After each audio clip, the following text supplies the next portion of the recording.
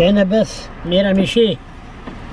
So anyway, the government announced last week that they lost about $11–12 million, and they might privatize that outfit, and maybe it'll be a good thing. So why did they lose $11–12 million ever since it became legalized? We got to ask some questions. Why?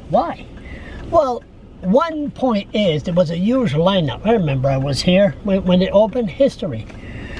I always film history. Huge lineup.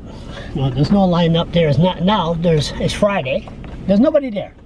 And when the reason is because it's not too good public relations skill when you're going through the door. Sure, you get the like the liquor store. Bonjour, hello, may I help you? Puis-je vous aider?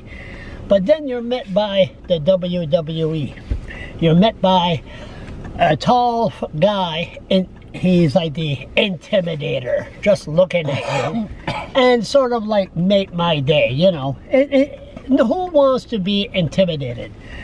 Especially when you're paranoid, when you go in there, if you smoke a joint before you go in, and then you're intimidated by this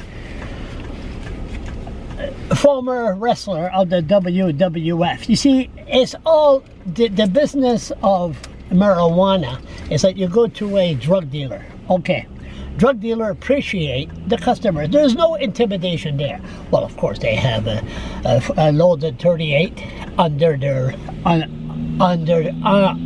ass, but you know, that's just if things get out of control. Once in a while they gotta get that loaded 38 out. Now so what I'm saying here is, but they do appreciate the customers because they smoke a joint with you. They got to make sure that the marijuana is high quality, and they ask the customer, okay, are you happy? They smoke the joints right there. And if the customer really appreciate the dealer of the high quality stuff, they'll bring the pizza. And they smoke a joint, and of course, smoking a joint is equal to munchies. And they eat about half, they split a 12-inch pizza. And then everybody goes home happy. So, the drug dealer, okay, there's no intimidation there. Of course, there's a few loaded guns here and there, but that's the price you have to pay, because a lot of assholes around that want to make a quick buck and say, hey, I know where we could go rob a drug dealer. So it's protection. So here, maybe that's what they should do. I think that's the problem, intimidation. And I think what they should do, really, is they got to look at their public relations skill, Cannabis New Brunswick, and they should, Cannabis New Brunswick should maybe have pizza there.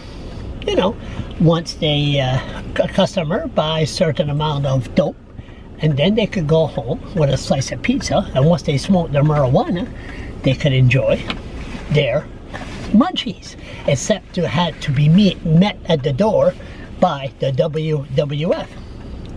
Intimidation and making money do not go hand in hand.